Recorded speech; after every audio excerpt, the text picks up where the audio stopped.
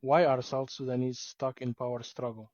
And after removing the president, then what? For years, the political imagination of South Sudan has been trapped inside a single narrow idea: remove the president, remove the government, remove the men in power. It is repeated in conversations, protests, songs, WhatsApp groups, and armed movements. Yet one question is rarely asked with enough honesty or courage. After removal, then what? What happens the day after the celebration fades?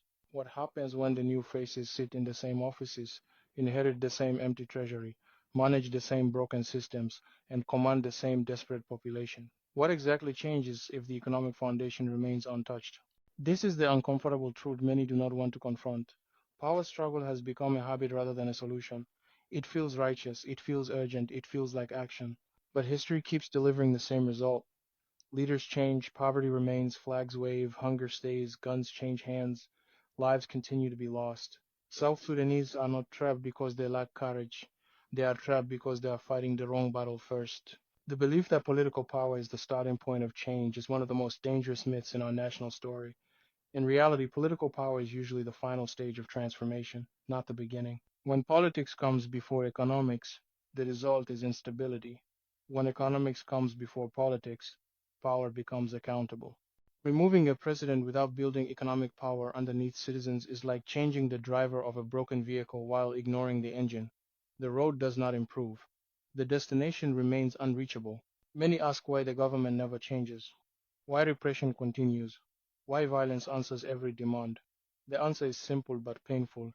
The state does not fear poor citizens, it manages them. It fears organized citizens with economic independence. Those are hard to silence. When citizens fight the government with small guns, the government responds with bigger guns. This is not resistance, it is predictability. Violence invites violence. It does not create leverage, it creates graves. The state understands force better than emotion. It is built for it. Ask a deeper question. If a new president takes office tomorrow, who pays teachers? Who employs the youth? Who stabilizes the currency? Who feeds the cities? Who funds hospitals? If the answer is still the government, then the structure has not changed at all. Only the actors have.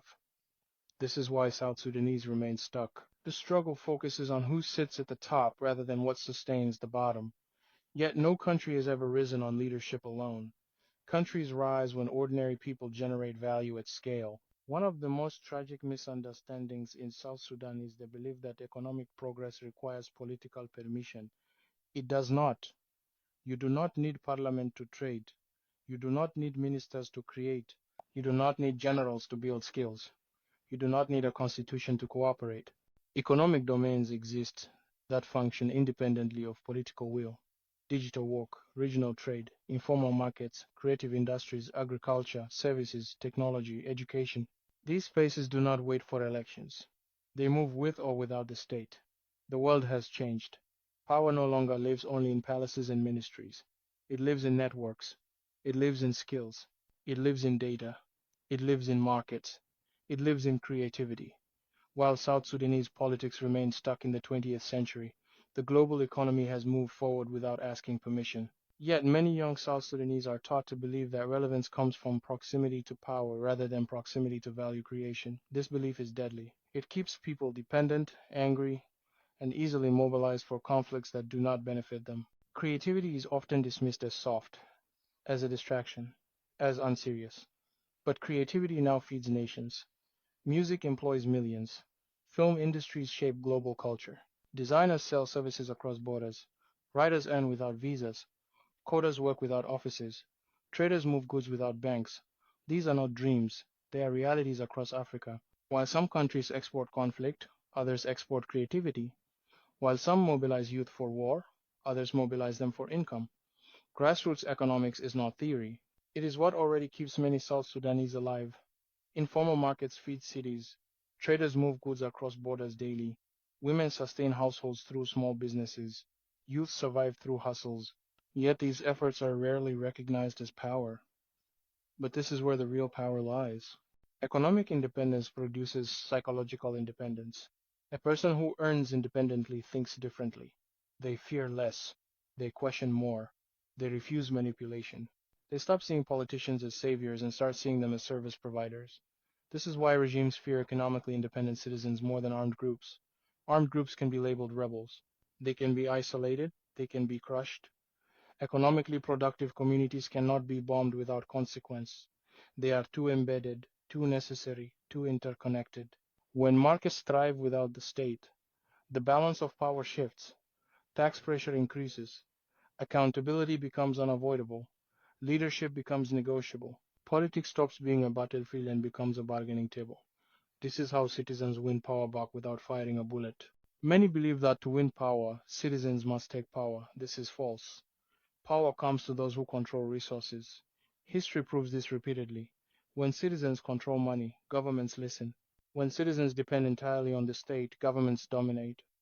South Sudanese have been fighting symptoms instead of systems. Removing one leader does not remove dependency. It does not remove poverty. It does not remove fear. It only resets the cycle. The real revolution is economic. This does not mean politics does not matter.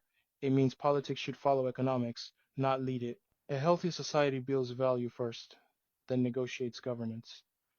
A broken society fights for governance while lacking value. The hardest battlefield is not in Juba, it is in the mind. The belief that dignity comes from political victory rather than productivity must be challenged. The shift South Sudan needs is radical but peaceful, from waiting for leaders to building networks, from fighting for positions to building systems, from ethnic mobilization to economic collaboration, from dependency to production. Politics should be a service layer above a functioning society, not the engine of survival. Imagine a South Sudan where youth export digital skills instead of exporting anger, where communities form cooperatives instead of militias, where creativity replaces conflict as identity, where income is earned daily, not promised during elections. In such a country, no leader could rule through fear alone. Fear does not work on people who have options. Fear does not work on people who can walk away economically. This is why mindset matters more than slogans. Without changing how people see power, every revolution becomes a repetition. The painful question must be asked honestly. What if the problem is not only leadership, but our obsession with leadership as the only path to dignity? What if the fastest way out of domination is not armed struggle, but mass economic participation? What if the moment citizens stop fighting the government with guns and start outgrowing it economically is the moment real change becomes inevitable? This is not weakness, it is strategy. Power does not disappear, it relocates. And the future belongs to those who know where to build it. See you in the next talk.